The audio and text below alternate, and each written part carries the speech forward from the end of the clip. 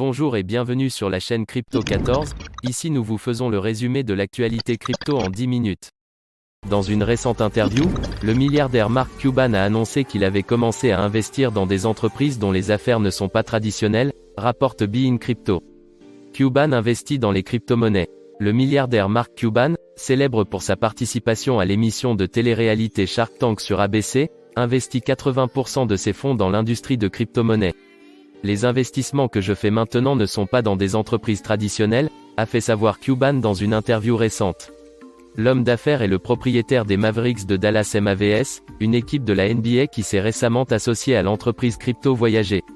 Les MAVS acceptent désormais le Dogecoin Doge pour les paiements et ont vanté le même coin comme la crypto-monnaie la plus puissante en tant que moyen d'échange. Cuban s'emballe pour les DAO. Cuban s'intéresse aux organisations autonomes décentralisées. En janvier dernier, des millions de traders influenceurs ont fait monter en flèche le cours des tokens mèmes. GameStop, AMC et BlackBerry font partie des sociétés qui en ont soutenu le développement.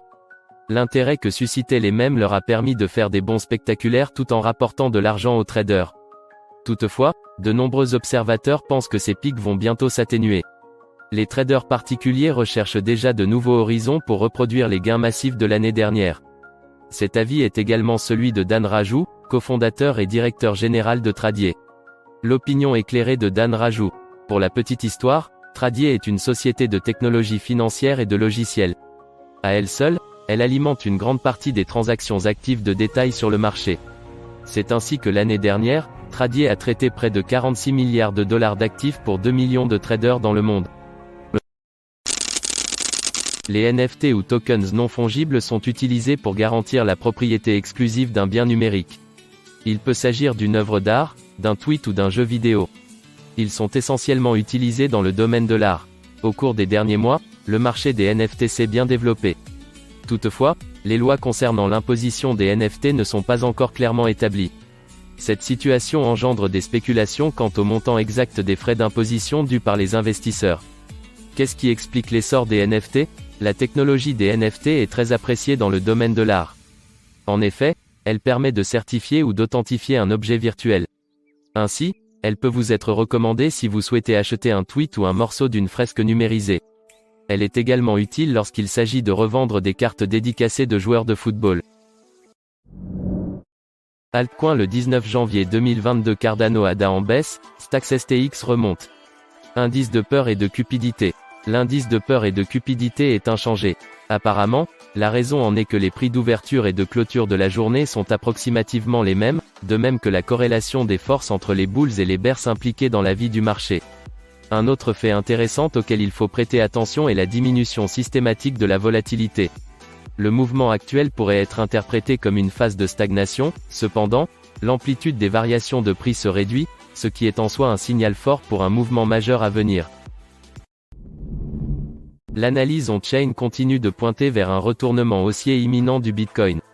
L'inflation hors de contrôle est également de bon augure, tout comme l'alliance de NYDIG avec l'American Bankers Association. Résumé du rapport hebdomadaire on-chain de Glassnode. Suite à la baisse de 35% depuis l'analyse @permabulnino note que le nombre de BTC affichant une perte latente continue de grandir. Environ 5,7 millions de BTC ont été achetés à un prix supérieur au cours actuel 30% de l'offre en circulation. Ce seuil de 30% n'est pas anodin. Il a coïncidé par deux fois au début d'un bull run dans un passé récent, mai 2020-juillet 2020, la période de reprise après la panique liée au Covid et mai 2021-juillet 2021. Ces épisodes sont entourés en bleu sur le graphique suivant. Glassnode estime que la réaction à partir de ce seuil donnera un indice quant à la direction à moyen terme du Bitcoin. Indice de peur et de cupidité. L'indice de peur et de cupidité a gagné quelques points. Toutefois, cet événement n'a eu pratiquement aucun effet sur le graphique. Le Bitcoin s'est préparé au dump dicté par le modèle tête et épaule et s'y prépare encore. Les bulls n'ont pas atteint de nouveaux sommets ni même tenté de franchir des résistances clés. Dans ce contexte, une légère hausse de l'indice pourrait être le signal d'un effondrement imminent. Après tout, il ne peut pas tomber dans le vide, donc même les petits rebonds haussiers dictés par cette activité d'achat faible, mais toujours présente, des quelques acteurs du marché, mais toujours impliqués, comptent. Bitcoin est un système qui fonctionne sur le principe du pendule. L'artiste espagnol Edgar Plan a rencontré un succès fabuleux lors du lancement de sa collection Lily Rose ce 16 janvier. En effet, l'ensemble de sa collection s'est vendu en quelques minutes, preuve de l'engouement qui plane autour du travail de l'artiste. Avec ce projet, Edgar Plan s'initie à l'art digital et se ferait un chemin dans le métaverse. Retour sur un lancement hors du commun. Edgar Plan, de la toile au digital. Né à Madrid en 1977, l'artiste ne se souvient pas des motivations qui l'ont poussé à se lancer dans la peinture.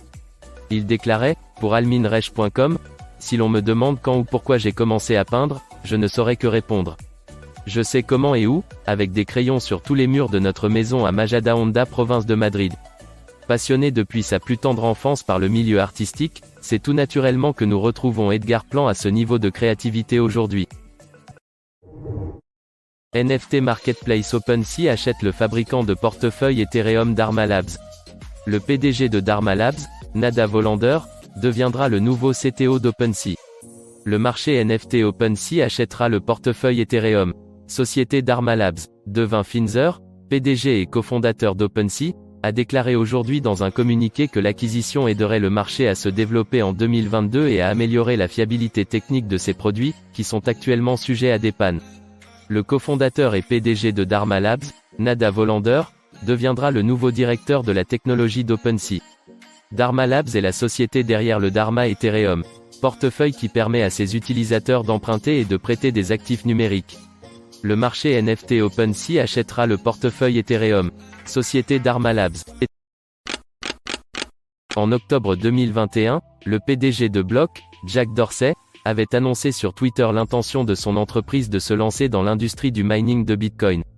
Il avait alors évoqué le développement d'un système basé sur du silicium personnalisé et qui serait libre d'accès aussi bien pour les particuliers que les entreprises du monde entier.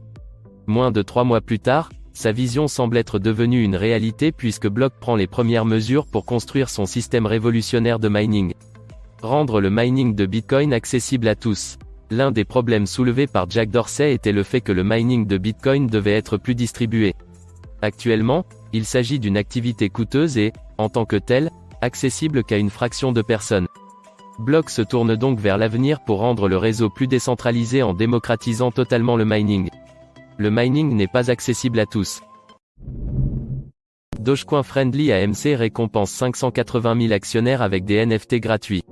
Après avoir adopté les paiements cryptographiques, la chaîne de cinéma vient de distribuer plus d'1 demi-million de wax NFT aux investisseurs. En bref, AMC a distribué des NFT gratuits à plus de 580 000 actionnaires. La chaîne de cinéma a commencé à accepter les paiements en crypto-monnaie l'année dernière.